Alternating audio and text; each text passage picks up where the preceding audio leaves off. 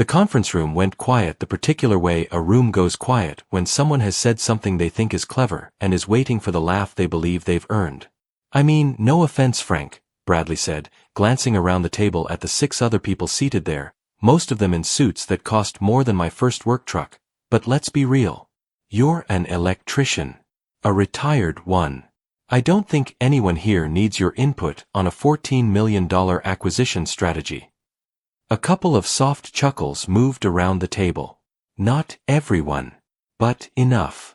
I sat at the far end, my legal pad in front of me with 3 lines of notes I'd made during the presentation, and I said nothing for a moment, the way I've learned to say nothing when a room is still deciding what kind of room it wants to be.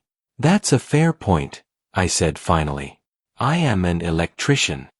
Bradley smiled, satisfied, and turned back toward his slide deck, already moving on, already certain the matter was settled.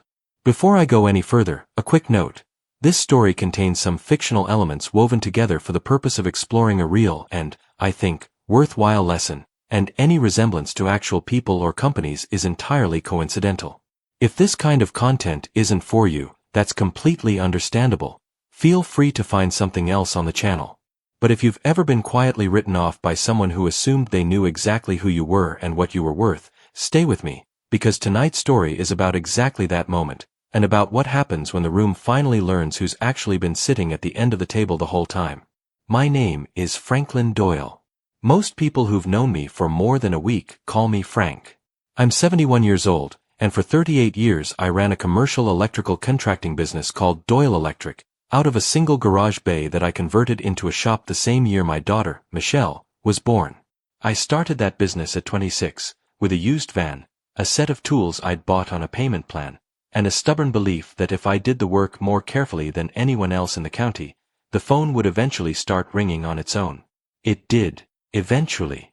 By the time I sold the operating business 11 years ago, Doyle Electric had 42 employees, 3 service trucks fleet-wide, and a reputation, among the commercial developers and hospital systems in our region, for being the outfit you called when a job absolutely could not fail. Hospital backup power systems, data center electrical infrastructure, the kind of work where a mistake doesn't just cost money. It costs lives or shuts down a building that can't afford to go dark. Here is the part most people in that boardroom didn't know, and the part Bradley certainly didn't know when he made his joke.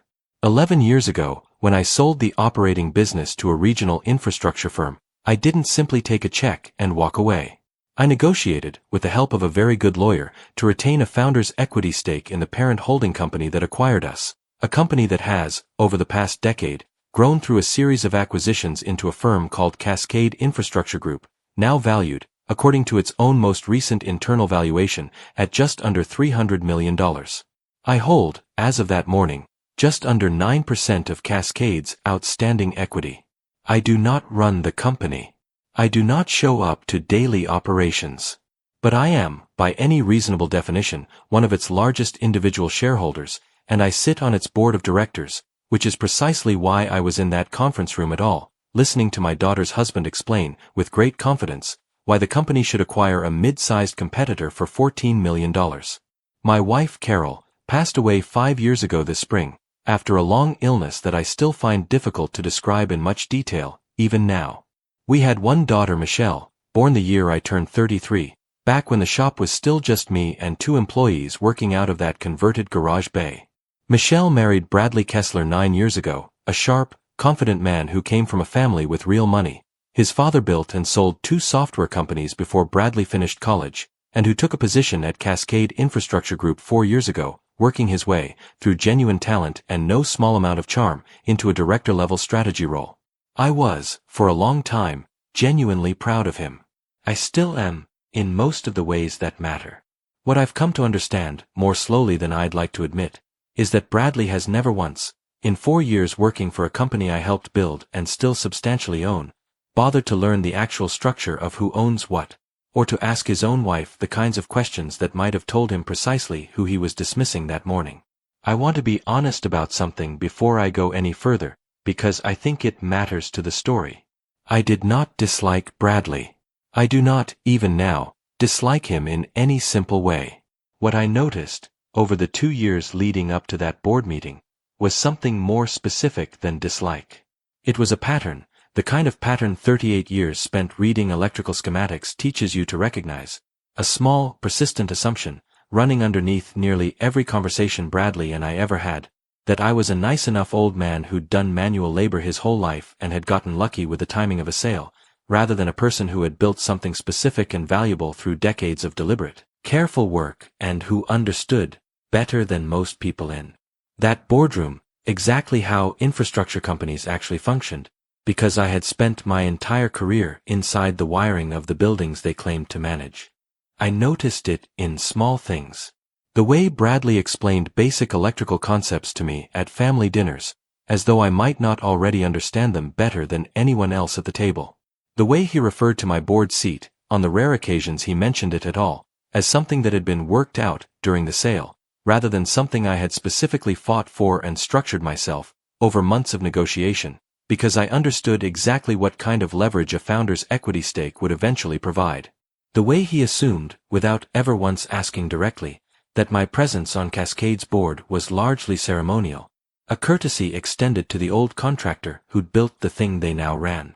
That morning's board meeting had been called specifically to review a proposed acquisition, Cascade absorbing a smaller regional electrical infrastructure firm called Whitmore Systems, a company I happened to know a great deal about, because I had competed against Whitmore directly for nearly 2 decades before selling my own business, and because I had maintained, in the years since, a quiet but genuine friendship with Whitmore's founder, a man named Louis Whitmore, who called me periodically, just to talk shop, the way old competitors sometimes do once the competition itself no longer matters.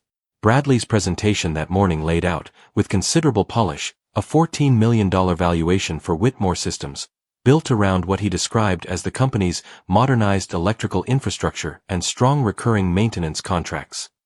I sat through the entire presentation with my 3 lines of notes, because I happened to know, from my own conversations with Louis over the preceding several months, that Whitmore Systems was carrying substantially more legacy infrastructure debt than Bradley's presentation acknowledged, and that at least 2 of the strong recurring maintenance contracts he cited had already been quietly flagged for non-renewal by clients unhappy with recent service issues, information Louis had shared with me in confidence, as a friend, months before Cascade had even approached him about a potential sale. When Bradley made his comment about my qualifications, dismissing my 3 lines of notes before I'd even had a chance to speak, I understood, watching the small, satisfied smile cross his face, that he had absolutely no idea what those 3 lines actually represented, or what was about to happen once I decided the moment had come to explain them. I let the room settle back into its rhythm for a moment, let Bradley advance to his next slide, a bar chart projecting Whitmore's revenue growth over the following 3 years, before I raised my hand, the way I always did, unhurried, the way I'd learned decades earlier that the person who speaks last in a room full of confident people is usually the one who's actually been listening the whole time. Bradley, I said, before we move past the valuation slide, I'd like to go back to something. You cited Whitmore's recurring maintenance contract revenue at $4.2 million annually, growing steadily. Can you walk the board through which specific contracts make up that figure? Bradley glanced at his notes, the particular glance of a man who has memorized a summary but not the underlying detail. It's an aggregate figure across their maintenance client base, he said. Hospital systems, mostly, and a couple of data center clients.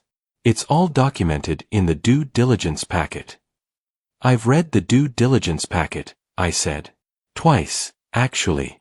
And I noticed it doesn't mention that Riverside Medical Center gave Whitmore formal notice of non-renewal 6 weeks ago, effective at the end of their current contract term, or that Meridian Data Partners has been in active negotiations with a competing electrical services firm since late last quarter, specifically because of 2 documented service failures Whitmore hasn't yet resolved.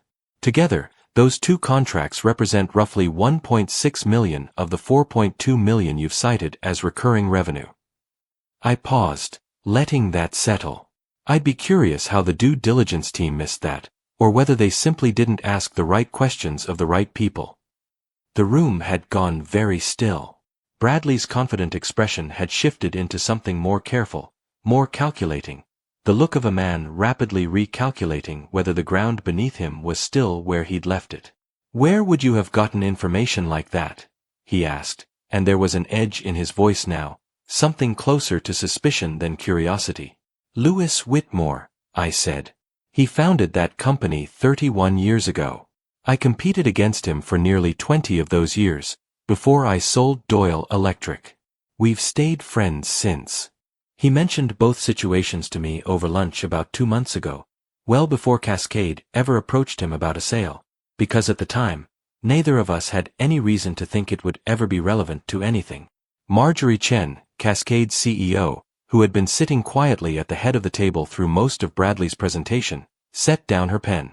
I had known Marjorie for 6 years, since she'd joined Cascade shortly after the original acquisition of Doyle Electric, and in that time I had come to genuinely respect her, a careful, exacting executive who had built her reputation on refusing to let a deal move forward on assumptions rather than verified facts. "Frank," she said, "are you telling this board that the acquisition valuation Bradley's team has built is based on maintenance revenue that's already substantially at risk?" "I'm telling you that 38 years running an electrical contracting business taught me a few things," I said. "One of them is that recurring revenue figures in this industry are only as reliable as the relationships underneath them, and relationships in this industry are built and lost over service quality, not contracts. If Riverside's already given formal non-renewal notice, that revenue isn't recurring. It's already gone. And if Meridian's actively shopping for a replacement vendor over unresolved service failures, I'd want to understand exactly what those failures were, and whether they're symptomatic of a broader operational problem at Whitmore, before I recommended this board pay $14 million for a company whose actual, sustainable recurring revenue might be closer to 11 or 12. Bradley recovered enough composure to attempt a defense. "With respect, Frank, second-hand information from a personal friendship isn't exactly the kind of rigorous due diligence this board should be basing a major acquisition decision on." "You're right that it isn't rigorous due diligence," I said. "Which is exactly my point. It shouldn't have to be.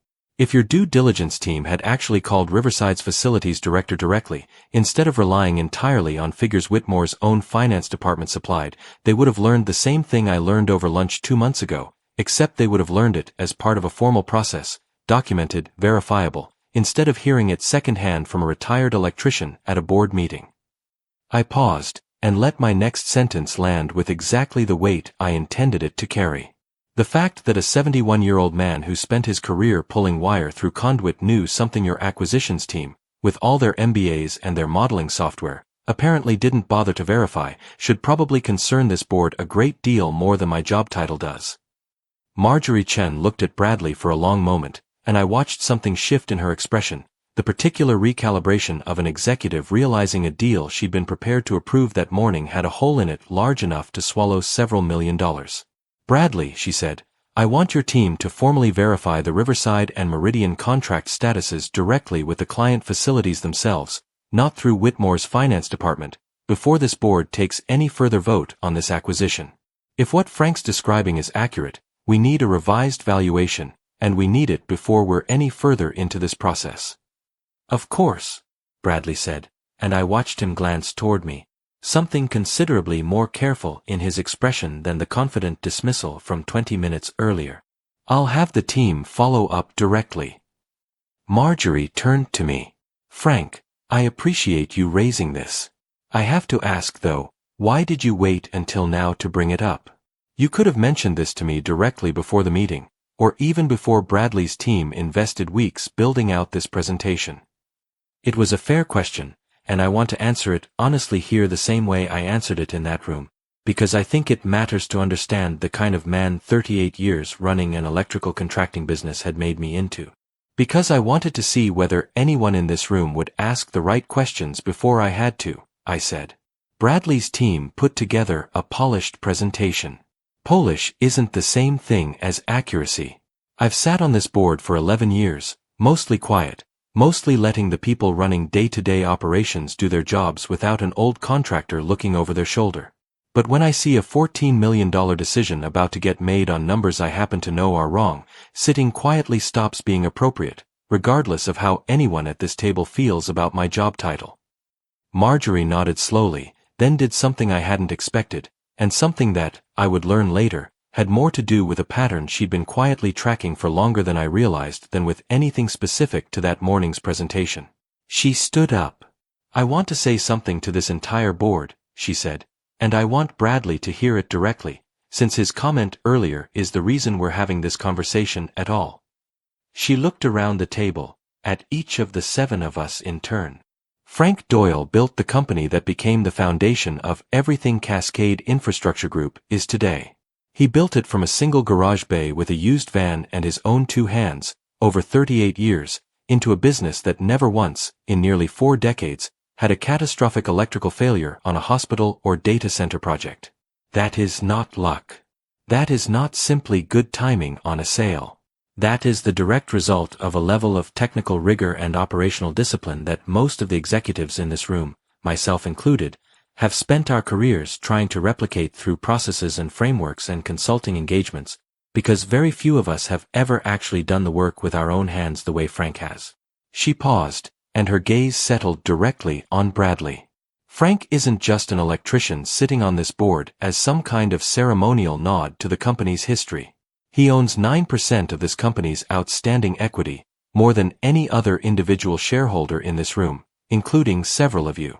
He has forgotten more about how commercial electrical infrastructure actually functions than most of Bradley's due diligence team will ever learn, and this morning, he just demonstrated exactly why that expertise still matters, even 4 years after most people in this building stopped thinking of him as anything more than the old guy who occasionally shows up to board meetings. The room had gone completely silent. Bradley's face had gone through several distinct expressions in the span of a few seconds. Surprise, then something closer to genuine alarm, then a careful, practiced neutrality that told me, more than anything else that morning, exactly how much of his confidence had always rested on assumptions rather than actual knowledge of the company he worked for. I want to be direct with this board, Marjorie continued. Going forward, I expect every member of this leadership team to treat every director's input with the seriousness it deserves, regardless of that director's background, their job title before joining this board, or how comfortable that background makes the rest of us feel about our own credentials.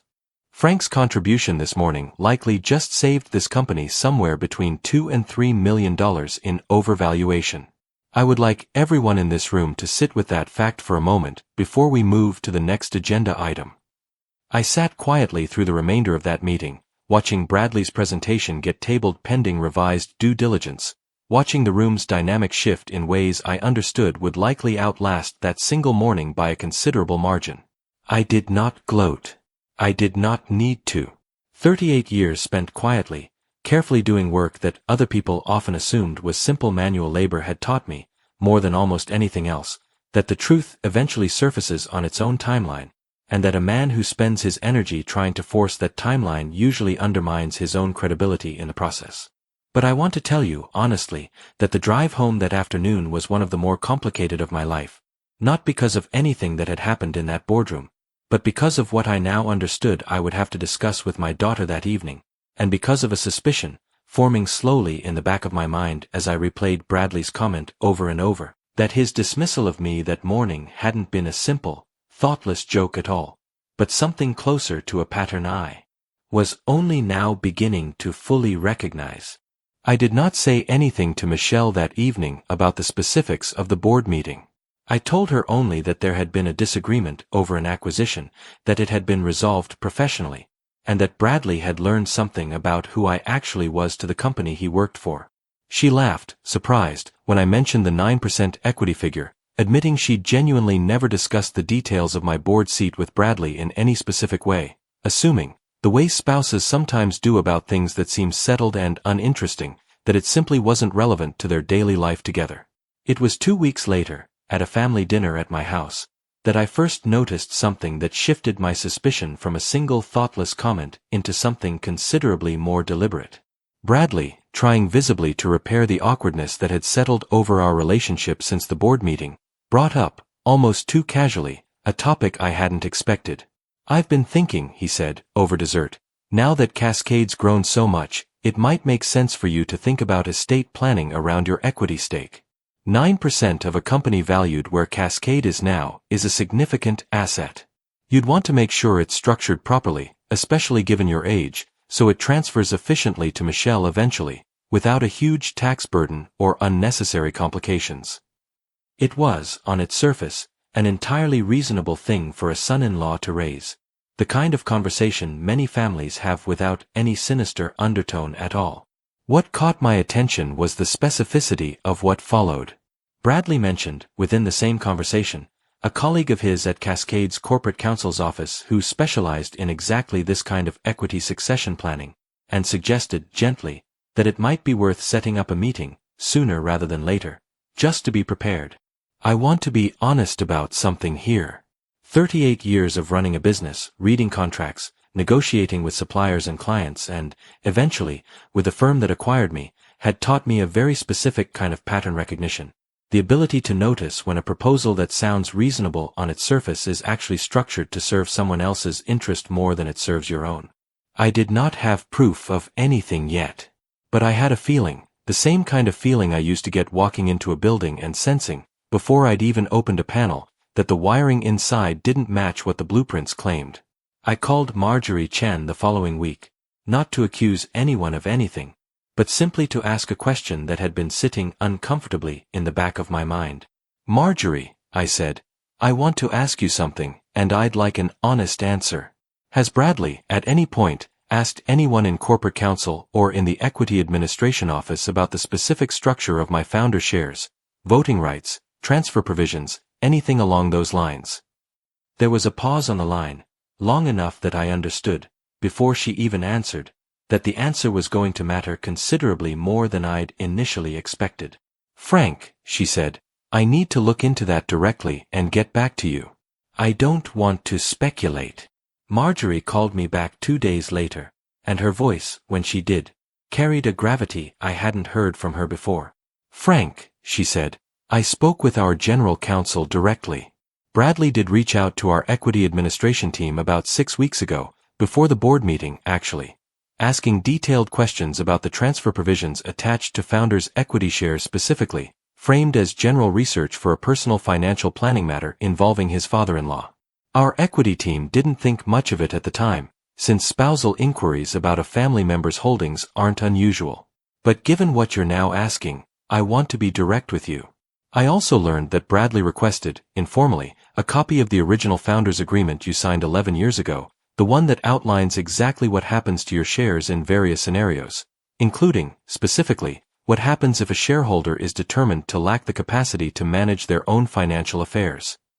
I sat very still at my kitchen table, the same table where Carol and I had once discussed, decades earlier, whether the fledgling electrical business could survive another slow winter, and felt something cold and entirely familiar settle into my chest, the exact stillness I remembered feeling, standing in front of an electrical panel decades ago, the moment I first understood that a fire hadn't been an accident of old wiring, but the direct result of someone cutting corners deliberately, to save money, regardless of the risk to the people who'd eventually occupy the building.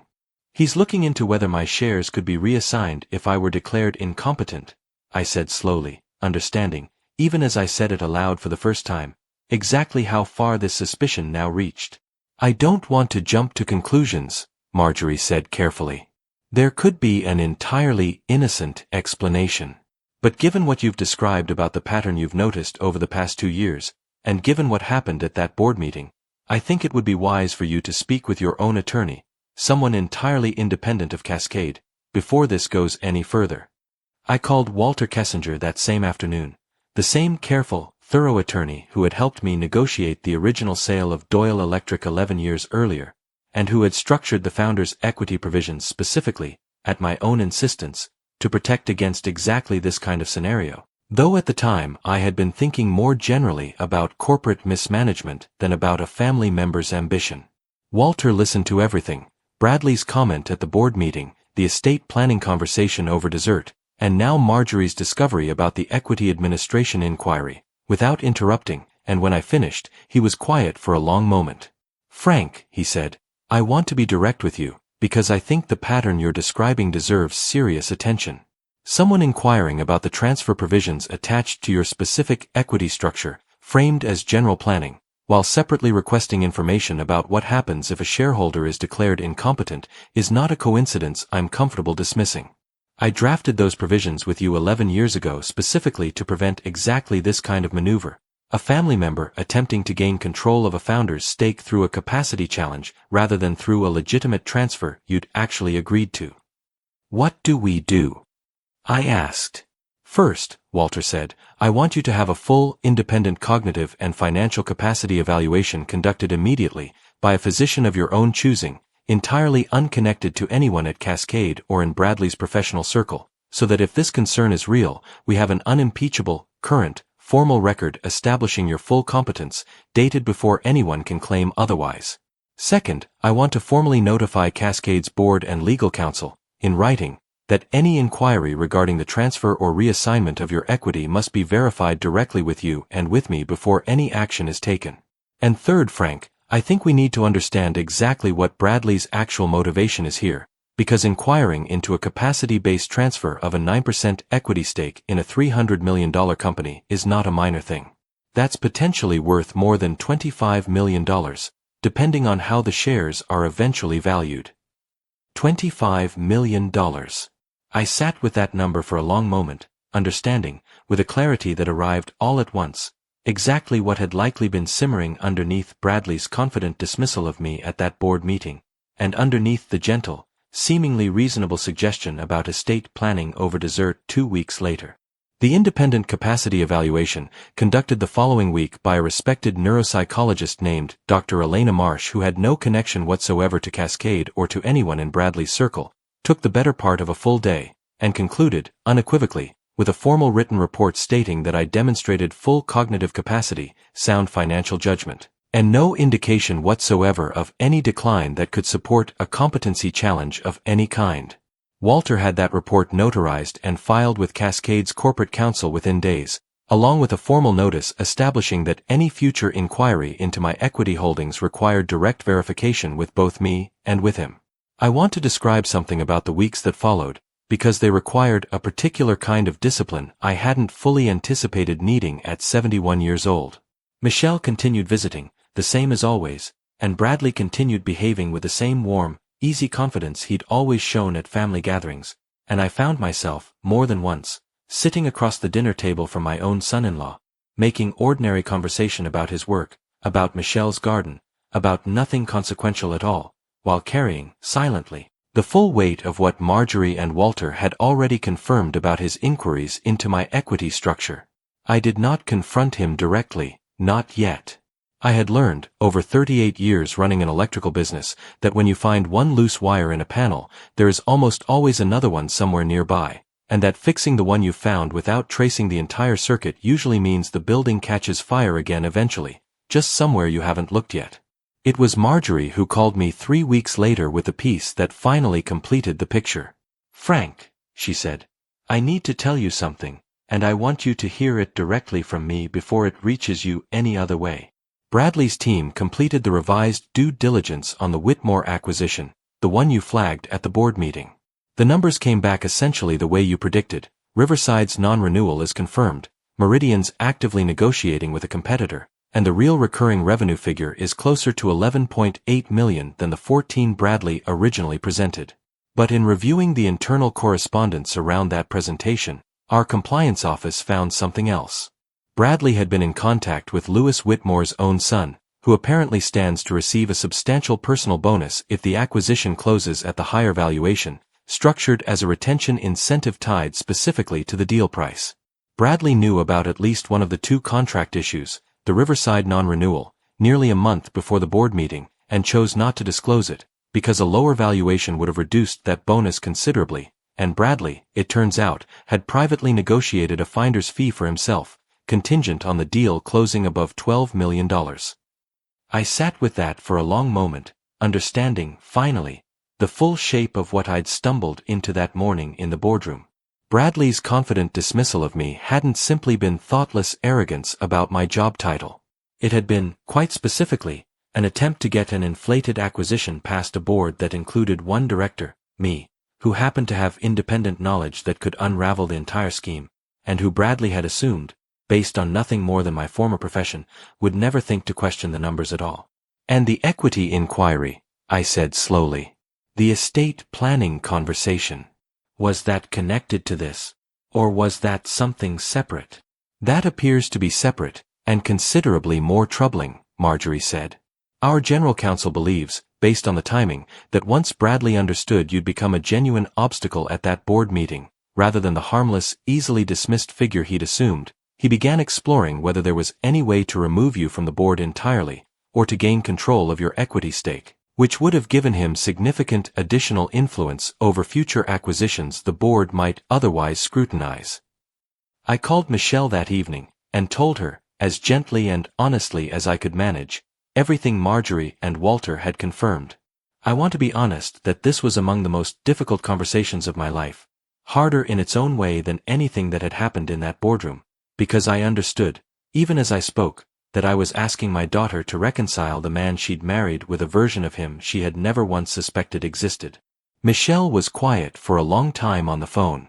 He asked me a few weeks ago, she said finally, her voice unsteady, whether you'd ever mentioned wanting to simplify your estate, whether you seemed as sharp as you used to be. I told him you were sharper than most people half your age. I thought it was just a concern. I didn't think, she stopped, unable to finish the sentence. I know, I said. I don't think you had any reason to think otherwise. The formal investigation that followed, conducted jointly by Cascade's compliance office and, eventually, outside counsel Walter recommended, established a clear, documented pattern.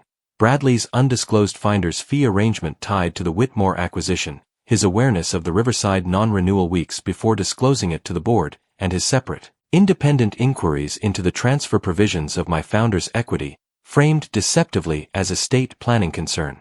Cascade's board, in a meeting I attended in person, voted unanimously to terminate Bradley's employment for cause, citing the undisclosed conflict of interest in the Whitmore matter as the primary, actionable basis, while the equity inquiry, though deeply troubling, remained, in the board's assessment, insufficiently developed to constitute a separate legal violation on its own.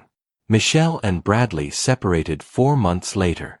I do not know, even now, exactly how much of that separation was driven by what Bradley had attempted regarding my equity, and how much was driven by the broader unraveling of trust that followed his termination and the undisclosed finder's fee scheme becoming, eventually, common knowledge among people they both knew socially. I have not asked her to explain it fully, understanding that some things are hers to work through in her own time, not mine to extract for the sake of a tidier story. I still sit on Cascade's board, and Marjorie and I have grown, in the time since that meeting, into something closer to genuine friends than simply colleagues who occasionally cross paths at quarterly reviews. She calls me sometimes just to talk through a decision before it reaches the full board, not because she needs my formal approval, but because she's told me, more than once, that she values having someone in the room who actually understands what it means to do the underlying work, rather than simply modeling it in a spreadsheet. I think often about the moment Bradley made his comment at that board meeting, the confident little smile that crossed his face, certain he'd correctly identified who deserved a voice in that room and who didn't. I have come to believe, the way I once came to understand certain persistent electrical faults after years of tracing them to their source, that Bradley's dismissal of me wasn't really about my job title at all. It was about a much older, more common mistake.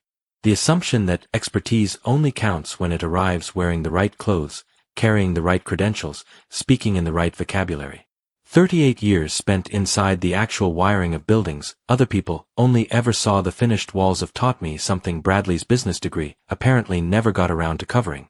That the person who understands how something actually works, at the most fundamental level, is very often the person everyone else in the room has already decided isn't worth listening to.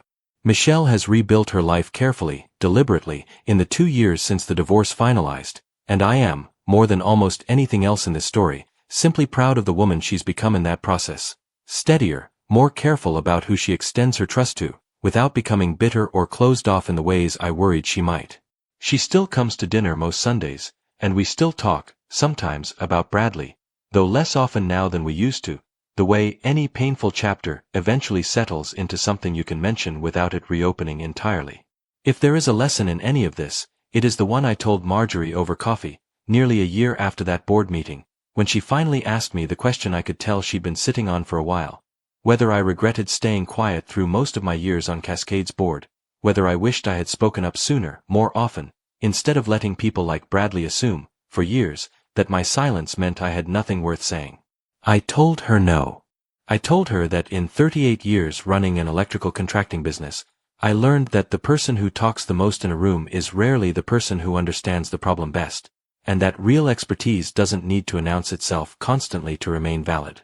It simply needs to be ready, precise, and correct, the one time it actually matters. Stories about being underestimated rarely announce themselves the way you'd expect going in. They don't usually arrive as a dramatic confrontation. They arrive as a small, dismissive comment in a boardroom, a joke at someone else's expense that the room laughs along with because it's easier than questioning it. But they can end, if you're patient enough and prepared enough, with a CEO standing up in front of an entire board to say, plainly, exactly who you actually are, and with an old electrician, still quiet, still unhurried, understanding that he never needed anyone's permission to already know his own worth. If this story reached you, tell me honestly in the comments. Have you ever been underestimated by someone who had no idea what you were actually capable of? Share this with someone who needs the reminder that real expertise doesn't need to shout to be valid. And if you haven't subscribed yet, now's a good time, there's more where this came from. Thank you for staying with me until the very end. A final note, some stories on this channel include fictional elements, crafted to explore real emotional truths and life lessons. If that's not the kind of content you're looking for, that's completely alright. We'll see you in the next one. I tipped it into the bowl and I slid the bowl under the lamp. And there were 5 tablets in there, and I had been swallowing these things 4 times a day for 7 months without once, not once, actually looking at them. Under raking light, at 11 inches, the first thing I saw was that one of them was wrong. 5 tablets in the bowl. I want to walk you through them in the order I picked them up, because the order is how I kept from putting my head down on that table. First, the metoprolol. My beta blocker. Round, white, film-coated, scored on one face, imprint on the other. I turned it under the lamp, and the light broke across the deboss the way it should. Sharp shoulder where the punch face had pressed. Letters holding a consistent depth all the way through. The score a clean V with a flat floor. Coating uniform, low gloss, no bloom at the edge. Correct. Second, the atorvastatin. Oval, film-coated, white. Same story. Correct. Third, the pantoprazole for my stomach. Correct. Fourth, myopixaban. The blood is thinner. The one thing keeping a clot from leaving my heart and going up into my brain. I put it under the magnifier and I held it there for a long time. Round. Off-white. The right diameter. Near enough. The imprint was there. But the letters were wrong. Not wrong in shape, wrong in edge. On a real tablet, the imprint is pressed in by a hardened steel punch, and where the metal ends, the surface ends. It's a cliff. Under raking light, it throws a hard, clean shadow with a defined line. These letters had rounded shoulders. The shadow they threw was soft. Blurred at the transition, like a footprint in damp sand instead of a stamp in wax. And the depth wandered, deeper at the top of the character, shallowing out at the bottom, which happens when something is engraved or molded rather than compressed. I set it down and picked up the 5th tablet. The 5th tablet was one I did not recognize at all. Small, white, round, unscored. A tiny imprint I couldn't read at 11 inches. It had no business being on Wednesday morning, because Wednesday morning is 4 tablets and always has been. It had been sitting there next to the others, and if I had tipped that compartment into my palm at 7 in the morning with the coffee maker running, I would have swallowed all 5 without counting, the way I had every morning for 7 months. I put the magnifier on it and the imprint came up, E64. I didn't know it by heart. I got my phone out and looked it up right there at the table, and my kitchen was very quiet, and the refrigerator kicked on and I nearly came out of the chair. Lorazepam. 1 milligram. I sat back. Then I did the thing I had done 4 days a week for 38 years, and I want to describe it plainly because there was nothing dramatic about it. I got a legal pad. I got a pen. I got a fresh sandwich bag out of the drawer. And I emptied the entire organizer, compartment by compartment, Sunday through Saturday, 28 compartments, onto a clean white plate under a raking light. It took me 2 hours and 10 minutes. Here is what I documented. Of 21 apixaban doses loaded across that week, 11 were genuine and 10 were not. The 10 had the soft imprint shoulders. When I laid a genuine one and a suspect one side by side on the plate and rolled them under the light, the difference was so obvious I felt sick that I'd never looked. I pressed my thumbnail into the edge of one of the suspect tablets. It was powdered. A real film-coated tablet resists. The coating and the compression hold. This one got under my nail and left a little chalk on the plate. They weren't apixaban. They weren't anything. Somebody was pressing or buying blank placebo tablets and dropping them into my organizer, 10 out of 21, so that on any given day I had roughly a coin flip chance of my heart medication being a piece of colored filler. That's a stroke. That is patiently, methodically arranging a stroke and letting the calendar do the actual work. And in 12 of the 28 compartments, I found an extra tablet that didn't belong. 8 were E64, lorazepam. 4 were a bigger oblong one that came back as zolpidem. I bagged every suspect tablet separately. I wrote on each bag in ballpoint, the day, the compartment, the date I pulled it, my initials. Chain of custody. 38 years of habit, and I did it without thinking, and thank God, because it is the reason any of this mattered later. Then I sat in my kitchen on Ferncliff Avenue with 22 sandwich bags in front of me and did the arithmetic on my own life. October, dizzy on the floor of a grocery store. Furosemide. November, sleeping 11 hours. Lorazepam. December, could not produce my own telephone number at a hardware store counter. Anterograde amnesia is a listed effect. January, bruises I couldn't account for. That's the placebo swap. No, wait. I stopped. Sat with it. No. Bruising is what you get on a blood thinner, not off it. Which meant the bruises were real anticoagulants working correctly on skin that's 71 years old, and I'd been panicking about the one symptom that was actually normal, while the dangerous thing showed no symptoms at all. That's what a placebo does. It doesn't announce itself. It just quietly removes the thing standing between you and the worst morning of your life. February, fell in the shower. Zolpidem. April 19th, sat at their kitchen island while my daughter told a stranger they were keeping a close eye on me. June's birthday. Nobody said her name. I put the pen down. There's a thing that happens to men my age when they find out something like this, and I want to be honest that it happened to me. It isn't rage. Rage would have been easier. What came instead was a kind of terrible relief. Because for 7 months I had believed I was going. I had lain in bed at night in that quiet house and done the math on what I'd cost her, and I had thought, this is what June's father went through, and now it's my turn, and it's going to be Meredith who has to watch. I had grieved my own mind. I'd been sad for my daughter for having to lose me twice. And now I was sitting at my kitchen table finding out I was fine. I was fine. I had never been anything but fine. That's the part nobody warns you about. The relief comes first, and it feels good for about 4 seconds, and then you understand what the relief is made of, and something in your chest closes like a door in a cold house. She had let me believe I was losing my mind. She had sat across from me while I apologized for forgetting things I had never forgotten, and she had written the date in a green notebook. I got up and I washed my hands at the sink for a long time. Then I went to look at my house. I hadn't really looked at it in 7 months. That sounds absurd. You live somewhere 30 years, you stop seeing it. It becomes a set of paths. Bed to bathroom to kitchen to recliner to truck. Everything outside the paths goes invisible.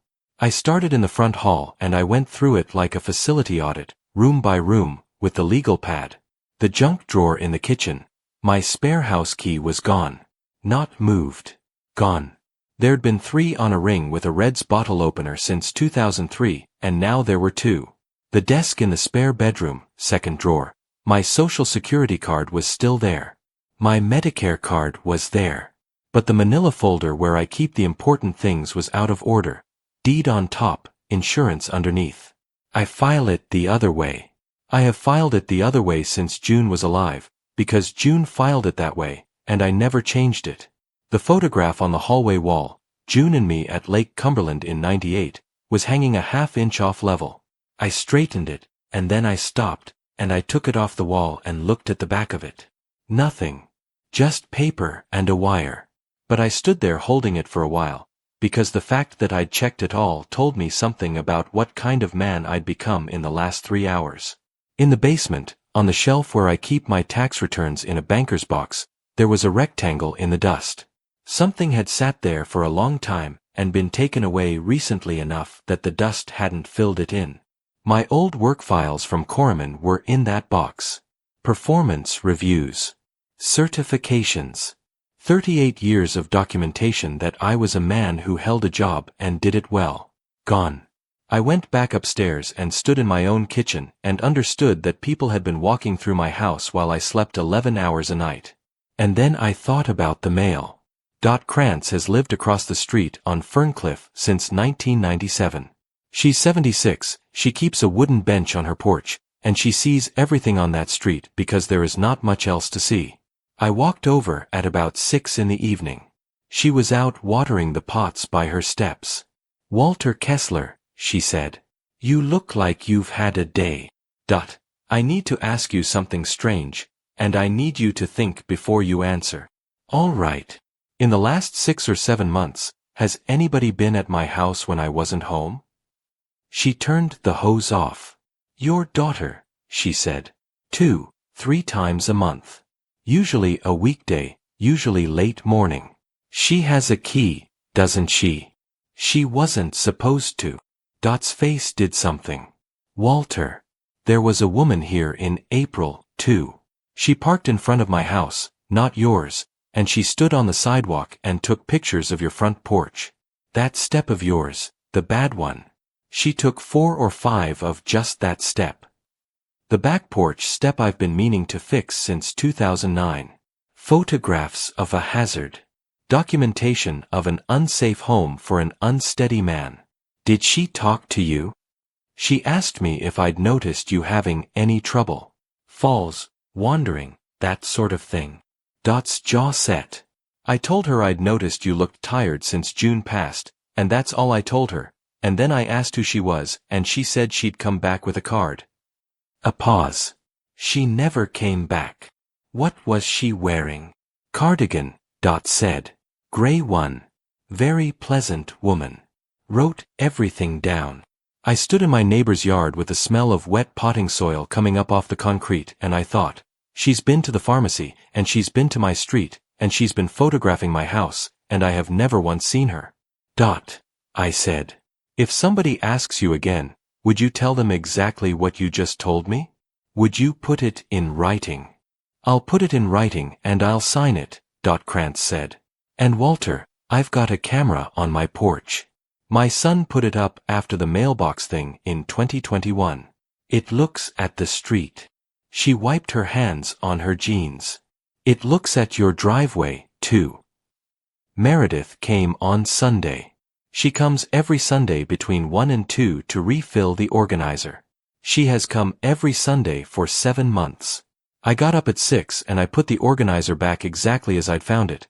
Every tablet returned to its compartment, including the placebos, including the lorazepam, because a man who has found the thing must never let the thing know it's been found. I had photographs of all of it. I had bagged duplicates. What sat on the counter was a stage set. At 1:15 her car came up the driveway. I want to tell you it was hard to look at her. It wasn't. It was the easiest thing I've ever done, and that frightened me more than anything else in this story. She let herself in with a key she wasn't supposed to have. She said, "Hi, Daddy." She kissed the top of my head. She smelled like the same shampoo she's used since college. She put her purse on the chair by the door, green notebook in the outside pocket, spiral wire showing, and she went to the counter and started her work. "How's your week been?" "Quiet," I said. "You eating?" "Some, Dad." She looked over her shoulder at me with a small sad smile. "You told me last Sunday you were going to call Dr. Aldrich about the dizziness.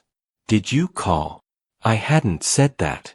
There had been no such conversation. I know because I'd started writing everything down on Tuesday.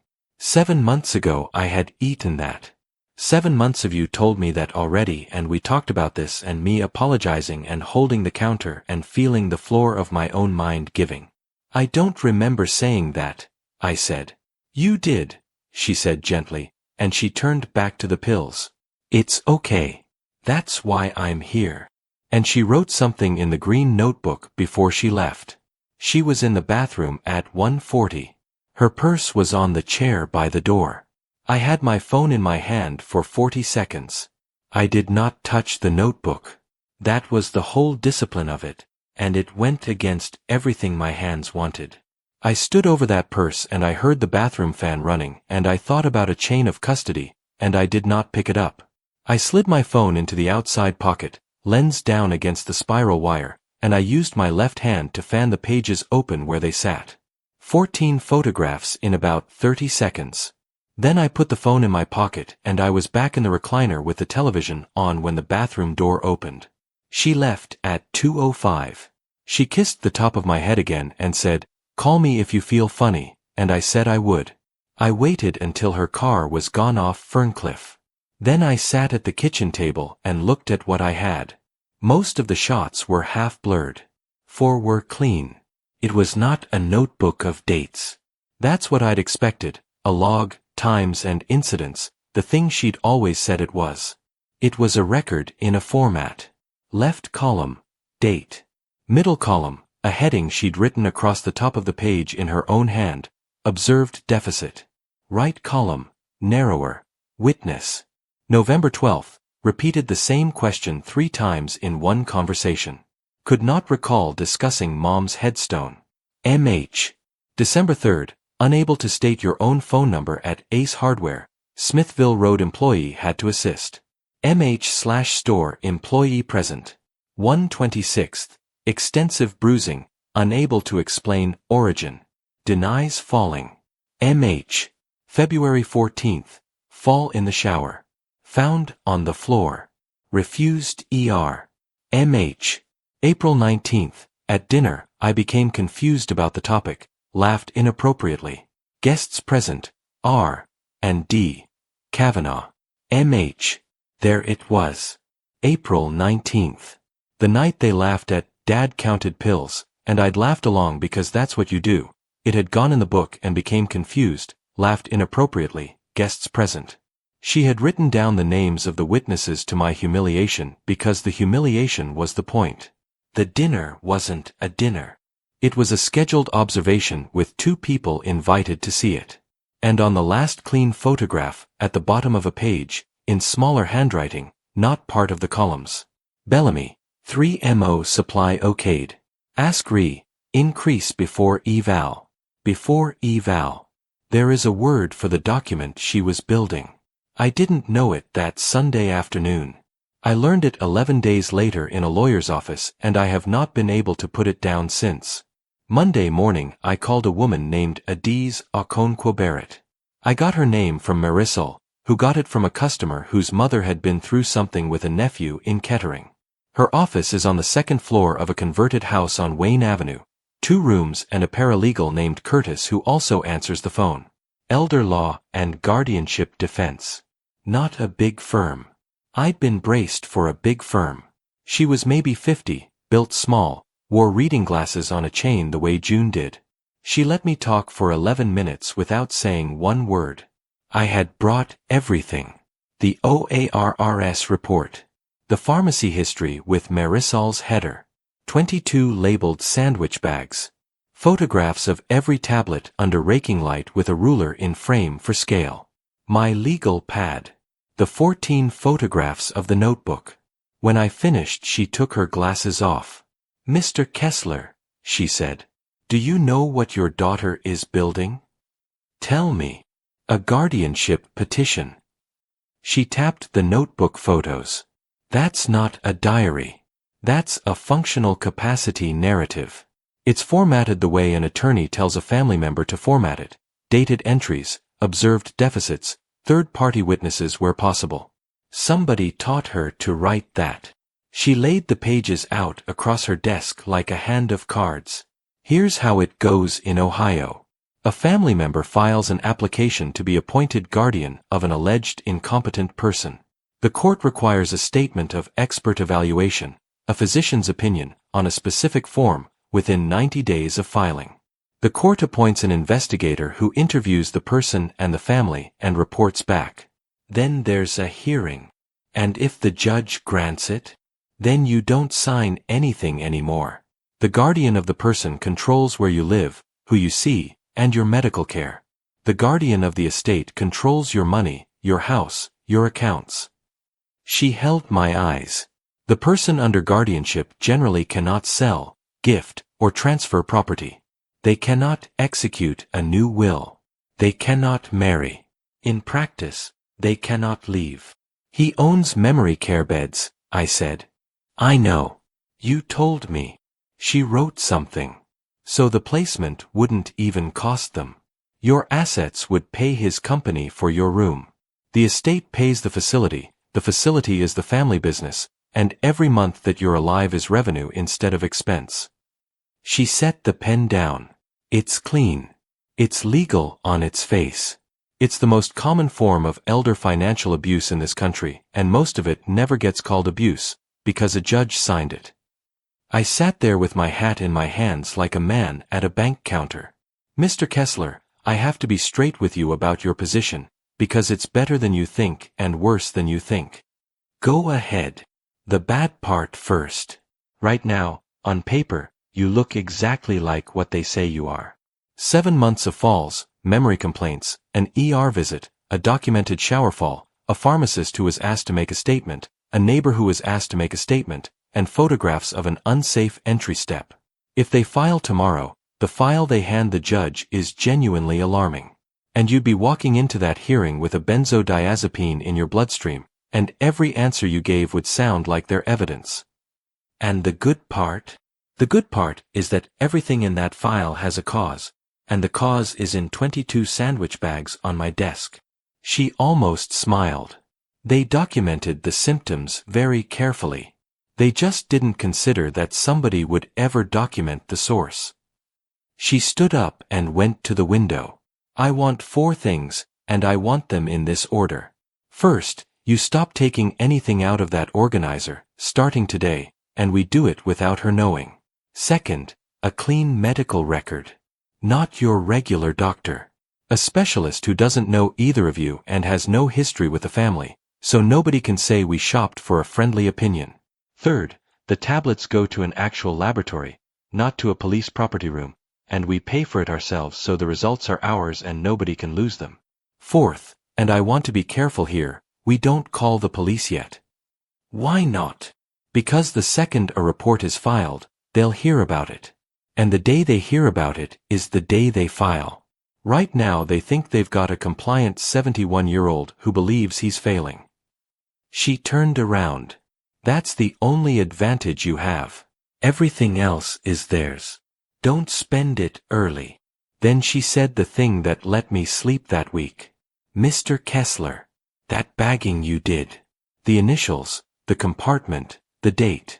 Where did you learn that? Corriman Laboratories, I said. 38 years. Quality control. Adiz Okonkwo-Barrett looked at me over her glasses for a long moment. Then you may be the single worst person in the state of Ohio for them to have picked. Here's how I lived for the next 5 weeks.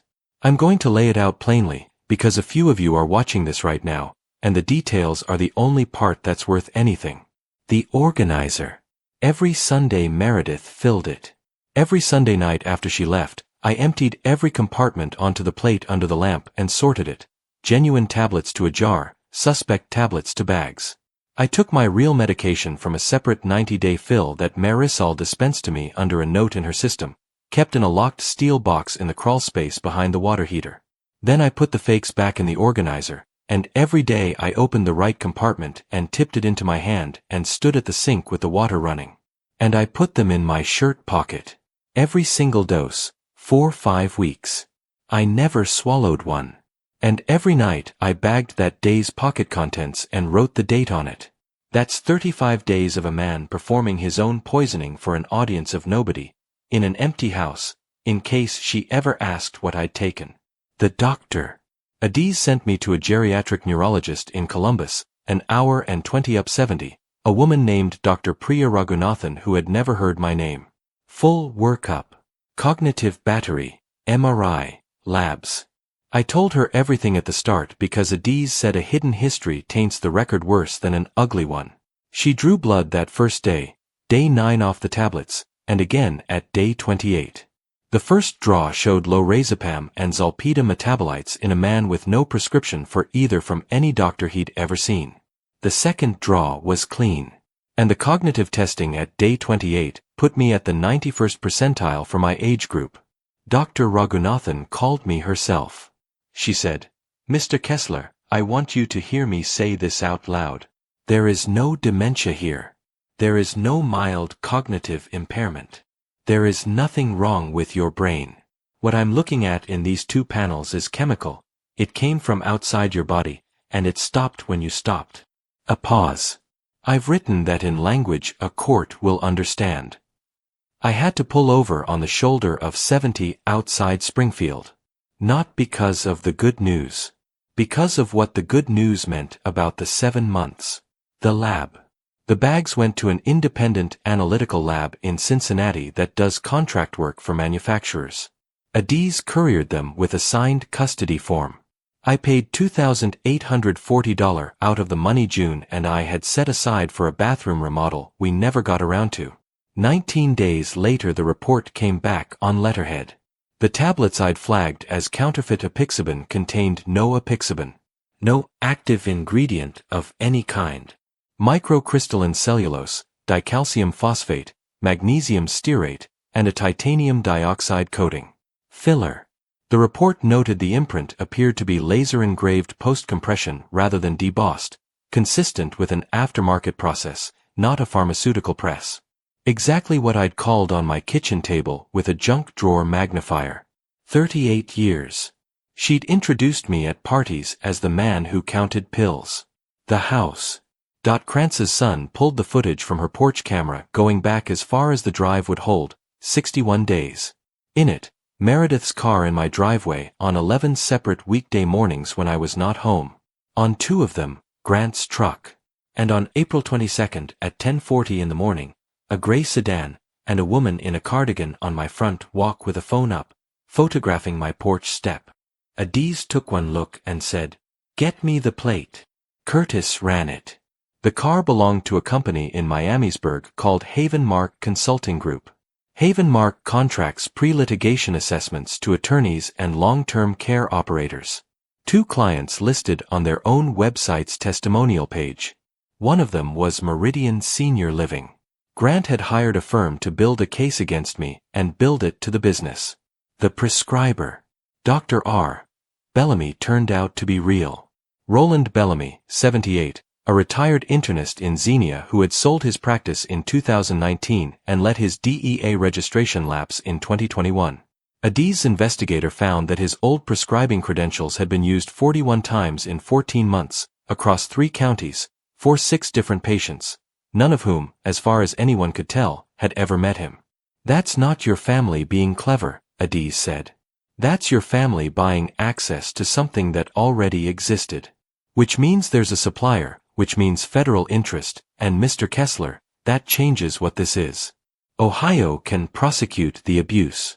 But identity theft and fraudulent controlled substance acquisition across county lines gets people's attention in a different building." And Meredith. She came every Sunday. She said, "Hi, Daddy." She kissed the top of my head. She wrote in the green notebook. And every Sunday I got a little better, and a little sharper, and a little more clear-eyed, and I watched her start to notice it. Around week 4 she said, "You seem good, Dad." "Sleeping better," I said. She smiled. She looked at me a second too long.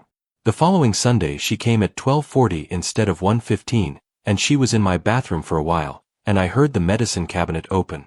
She was looking for the second supply. She didn't find it, because it was in a locked steel box in the crawl space behind the water heater, and my daughter has never in her life gone into that crawl space. On the 16th of June, Curtis called me at 8:20 in the morning. Mr. Kessler, Adiz needs you here today. Can you come at 11? What happened? They filed. I stood in my kitchen on Ferncliff Avenue with the phone against my ear. Application for appointment of guardian, Curtis said. Montgomery County Probate. Filed yesterday afternoon. The applicant is Meredith Kessler Hollis. Papers moving on his end. There's a statement of expert evaluation attached, signed by a physician, and a hearing date. And Mr. Kessler, she's applying for guardianship of the person and the estate. Emergency interim appointment requested. Meaning what? Meaning if the court grants the interim, it could happen before the full hearing. Within days. I looked out my kitchen window at the driveway where a woman in a cardigan had stood taking photographs of my porch step. When's the hearing? July 9th, Curtis said. 9 a.m. The statement of expert evaluation is a 2-page form. Ohio Probate Form 17.1. It has a box at the top for the name of the alleged incompetent person, and my name was typed in it. Adiz slid it across the desk to me at 11:20 that morning. Read the diagnosis line first. Major neurocognitive disorder, unspecified, moderate, progressive. Now the bottom. There's a certification at the bottom where the physician attests that he examined the person, and a blank for the date of examination. Date of examination, May 28th. I had never seen a doctor on May 28th. I had never seen this doctor at all. The signature read Dr. Kenneth Pruitt, M.D., and beneath it, in the space for the practice address, was a P.O. box in Miamisburg. Curtis found him in 40 minutes, Adiz said. Kenneth Pruitt is the medical director of record for 2 facilities. Both of them are Meridian Senior Living properties. I set the form down. He works for my son-in-law. He contracts with your son-in-law. Which is worse for them, because it means there's an invoice somewhere. She was writing as she talked. Mr. Kessler, this is the single best thing that's happened to us. Do you understand why? Tell me. Because up to now, everything they did was undeniable. She could say she was a worried daughter who kept notes. She could say the pharmacy fills were a mix-up, that she was picking up medications a doctor prescribed. Ugly, but arguable. She capped the pen. This is a sworn medical certification, filed with a probate court, attesting to an examination on a date you can prove never happened. That's not a family dispute anymore. That's a false statement to a court. Can we prove it never happened? Where were you on May 28th? I got out my legal pad. I'd been writing everything down since May 6th. Because a man who's been told for 7 months that he doesn't remember things starts writing everything down. May 28th, a Wednesday. 9:40 a.m., Halvorsen Drug, picked up 90 days, spoke with Marisol. 11 o'clock, oil change at the shop on Wilmington Pike, and I had the receipt with the timestamp on it in the folder in my truck. 1:15 p.m., Dr. Raghunathan's office in Columbus, the second blood draw. An hour and 20 minutes away. Adiz looked at that page for a while. You had blood drawn by a board-certified geriatric neurologist in Franklin County on the same day this man swears he examined you and found progressive dementia. Yes. And that blood came back clean. Yes. She sat back in her chair. Mr. Kessler, she said, I've been doing this for 19 years. The court investigator came on the 23rd of June. That's part of the process. The probate court sends someone independent to interview the alleged incompetent person in their own home, and to talk to the applicant, and to write a report for the judge. Adiz told me 2 things beforehand, and I want to pass them on, because I think somebody watching this is going to need them. She said, don't perform. Don't clean the house beyond normal. Don't dress up. Don't have an answer ready for everything, because nobody really has an answer ready for everything. And rehearsed competence reads as coached. And she said, don't attack your daughter. An old man who walks into that interview furious at his family confirms the file. Just answer what's asked, and let them ask. His name was Elliot Mbeki. 40s, tired, a canvas bag with a legal pad in it. He sat at my kitchen table, the same table, and asked me questions for a little over an hour. What year is it? Who's the president? Count backward from 100 by sevens. What did you have for breakfast yesterday? What are your medications and what are they for? I answered the medication question for 6 or 7 minutes because he asked what each one did, and I told him. Apixaban, factor XA inhibitor, prevents clot formation in atrial fibrillation. Metoprolol, beta blocker, rate control. Atorvastatin, pantoprazole. Mechanisms. Why the dose is what it is. Why don't you stop an anticoagulant abruptly? He put his pen down about 4 minutes in and just listened. Then he asked if he could see where I kept them. I showed him the organizer on the counter, and then I said, Mr. Mbeki, I'd like to show you something else, and I'd like you to write down that I offered it rather than that you asked. I took him down to the crawlspace and showed him the locked steel box, and then I brought up the plate and the lamp and the magnifier, and I set a genuine tablet and a counterfeit one side by side under raking light and let him look. He looked for a long time. You can see that, he said. It wasn't a question exactly. Anybody can see it under this light. That's the whole trick. You have to know to use the light. He asked what I did for a living. I told him. He wrote for a while. Before he left, he stood in my front hall and said something he probably wasn't supposed to say. Mr. Kessler, I do about 90 of these a year. Most of the time the family's right and the person's not safe and the guardianship is a mercy. He shouldered his bag. This is not one of those. The interim emergency appointment was denied on June 27th. 2 lines on a docket entry. Full hearing to proceed as scheduled. Adiz called me and said, that's the judge telling them she's not in a hurry. Which means she's read something she didn't like. Grant came to my house on the 1st of July. He knocked, which was new. He'd always walked in behind Meredith. He had a folder and a quarter zip with the Meridian logo on the chest, and he stood in my front hall like a man calculating square footage. Walter, can we talk like adults? I let him into the kitchen. I did not offer him coffee. I sat where I could see the counter, and I let him have the chair with its back to the window, because I'd read once that you should never give a man the good light. This has gotten out of hand, he said. Nobody wants a hearing. It's expensive, it's public, and it's going to be humiliating for everybody, and honestly, Walter, it's going to be hardest on you. Is that right? You've got a good attorney. I'll give you that. We didn't expect that. He opened the folder. So here's what we're thinking. Meredith withdraws the application. Full stop. It goes away like it never happened. And you sign a voluntary care agreement instead. Which is basically the same protections, but it's yours, you're choosing it, nobody's declaring anything about you. A financial power of attorney so somebody can help with the bills, a healthcare proxy, and a placement plan for when the time comes. He turned a page around and slid it toward me. We'd have you at the Dayton property. Private room, southeast corner, you'd get morning light. It's a nice room, Walter. People wait for that room. I looked at the paper. I did not pick it up. And the house. The house would go into a trust that funds your care. Standard structure.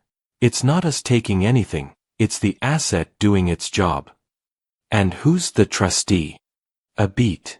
Meredith, he said. Obviously. She's your daughter. I sat with that. Grant, I said. Can I ask you something? Not a trick. I want to understand it. Sure. How much is a bed in that memory care wing? Monthly. He didn't even hesitate. That's what I want you to understand about him. He didn't hear a trap in it, because to Grant Hollis this was simply the topic under discussion. Depends on level of care. Memory care with 2-person assistants, you're looking at about $8,200 a month. And a private room, southeast corner, morning light. That's a premium unit. $9,100 a month. $109,000 a year. Paid out of the house June and I bought in 1994. Into the company my son-in-law owns. for the rest of a life that had 11 or 12 more years in it if my heart held. About $1.3 million, give or take, if I lived to be 83. That's what I was worth to them alive. Which is why the placebos were only half the plan. Dead, I was a house sold once. Alive and declared incompetent, I was a recurring line item. I said, you know I was in pharmaceuticals. He gave me a look like I'd wandered off the subject. That look. 7 months of that look. I know, Walter. 38 years. Quality control at Corriman out on the industrial road. I looked at tablets for a living. I kept my voice easy. Meredith likes to say I counted pills. Okay. I mention it because you should know that I know what a real one looks like.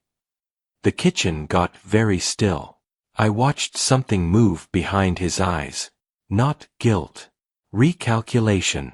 The same face a man makes when the numbers in a bid come back wrong and he's deciding whether to eat it or walk. He closed the folder. I'll leave this with you, he said, and set it on my table and stood. At the front door he turned around. Walter, whatever you think you've got, a hearing is a hearing.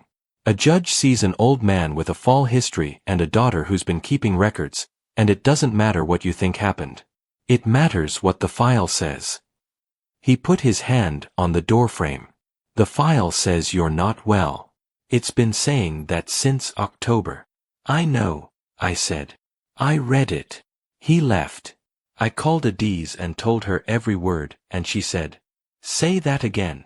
The part is about 8,291. I said it again. He quoted you the rate, she said. In your own kitchen. Mr. Kessler, is your phone on that table when people sit at it? It's always on that table. There was a pause on the line. Ohio is a one-party consent state, Adiz Okonkwo-Barrett said. Was it recording? Montgomery County Probate is on the 5th floor of the courthouse on North Perry Street. The hallway has benches bolted to the wall and a window at the end that looks out at a parking structure. I got there at 8:20 because I have never in my life been late to anything. Meredith and Grant came off the elevator at 8:40 with their attorney, a man named Dunleavy in a good suit. My daughter was wearing gray. She had her hair pulled back the way she wore it to her mother's funeral. She saw me on the bench and stopped walking. I want to tell you what I saw on her face, and I've had a year to think about how to say it honestly. It wasn't guilt. It was an assessment. She was looking at me the way you look at a car you're about to buy, checking for the thing that's wrong with it, and she couldn't find it, because for the first time in 7 months I was sitting up straight with my hands still and my eyes clear, and she had no idea what to make of a father who wasn't shaking. Dunleavy touched her elbow and she went past me and did not say hello. Judge Yolanda Reese has been on that bench 11 years. Reading glasses. Voice like a woman who has heard every story a family can invent. Dunleavy went first, and I'll say this for him, he did a competent job with what he had. He walked her through the ER visit in October. The pattern of falls. The memory complaints. The concerned daughter who kept a contemporaneous log. The unsafe entry step. The photographs. He put the green notebook into evidence himself, which was the right move, because if he hadn't, we would have. He said the word heartbreaking 4 times. Then Adiz stood up. Your Honor, the applicant has described a 7-month decline in Mr. Kessler's cognition, balance, and memory, beginning in late October of last year. We don't dispute that decline occurred. We're going to show the court what caused it. She started with Marisol. Marisol Vega sat in that box in a cardigan of her own with her hands folded and testified for 26 minutes. The OARRS report. 14 fills at Ridgemark Pharmacy in Trotwood under my name. A prescriber I'd never seen. Pickups signed by an authorized representative, M. Hollis. 4 early refill requests on my anticoagulant between November and April. The exact dates, because she'd printed them. Then Adiz asked her about the woman in the cardigan who'd asked her to put a statement in writing, and Marisol described her, and described the questions, and said she'd refused. Dunleavy asked her on cross whether a fill history could contain errors. Marisol said, "It can. That's why I pulled it 3 times over 3 weeks. And then I called the dispensing pharmacy and had a technician read me the signature line." He sat down. Krantz went next and did not need any help at all. 76 years old, and she looked at that judge like they were neighbors too. 11 weekday mornings, Meredith's car in my driveway, Walter's truck gone. April 22nd, 10:40 in the morning, a gray sedan, a woman photographing my porch step. The footage went up on the screen. Adiz put in the plate, and Havenmark Consulting Group, and the invoice Curtis had subpoenaed, pre-litigation assessment services, billed to Meridian Senior Living, in the amount of $4,750. "Your Honor," she said, "the applicant's household retained a consulting firm 11 weeks before filing, to photograph Mr. Kessler's home and solicit written statements from his pharmacist and his neighbor. Both of them refused. The firm was paid by the applicant's husband's company." Then Dr. Raghunathan. She testified by video from Columbus, and she was flat and unhurried, and she never once said anything warmer than the science allowed, which is exactly why it landed. 2 blood panels. The first, on May 15th, 9 days after I stopped, positive for lorazepam and zolpidem metabolites. The second, June 3rd, clean. Full neuropsychological battery. MRI unremarkable for age. Adiz asked her the question straight out. "Doctor, in your professional opinion, does Walter Kessler have a major neurocognitive disorder?" "No." "Does he have mild cognitive impairment?" "No." "His composite score places him in the 91st percentile for his age cohort. I would not restrict this man's driving, let alone his legal capacity. Can you account for the symptoms described in the applicant's log?" "Yes. Every symptom in that log, the sedation, the unsteadiness, the falls, the failure to form new memories, is consistent with benzodiazepine and non-benzodiazepine hypnotic exposure in a patient over 70. Individually and collectively. It is, frankly, a textbook presentation." Then the tablets. Adiz put the lab report on the screen, the Cincinnati letterhead, the chain of custody form, the analytical findings. No apixaban. No active ingredient of any kind. Cellulose and dicalcium phosphate and a coating. Imprint appears laser-engraved post-compression, inconsistent with pharmaceutical debossing. And then she called me. I was up there for about 50 minutes. Most of it was tablets. I told the court what a deboss shoulder is. I told them why you look under a raking light instead of overhead light. I told them what a thumbnail does to a real film coating and what it did to those. I told them that on a Tuesday afternoon in May, I sat at my kitchen table with a junk drawer magnifier and separated 11 genuine anticoagulant tablets from 10 counterfeits, bagged them, labeled them by day and compartment, and initialed them, and that a laboratory in Cincinnati confirmed every single call I made 19 days later. Judge Reese asked me one question herself. "Mr. Kessler, where did you learn to do that?" "Corriman Laboratories, Your Honor. 38 years. I retired as a quality control supervisor. My job was to find the one tablet in 10,000 that was wrong." The courtroom was quiet. Then Adiz said, "Your Honor, I'd like to turn to the statement of expert evaluation filed with this application." She put Form 17.1 on the screen and enlarged the certification line. Date of examination, May 28th. She put my alibi up beside it. The pharmacy log at 9:40. The oil change receipt time-stamped 11:07. And Dr. Raghunathan's intake record, Franklin County, 1:15 p.m. Dr. Kenneth Pruitt certified to this court that he personally examined Mr. Kessler on May 28th and found progressive major neurocognitive disorder. On May 28th, Mr. Kessler was in Columbus having blood drawn. Dr. Pruitt is the contracted medical director for 2 Meridian Senior Living facilities. Judge Reese took her glasses off. "Mr. Dunleavy," she said, "did your client's physician examine this man?" Dunleavy stood up and said he would need to confer with his client. "That's not what I asked you." And I watched my daughter's attorney look down at the table.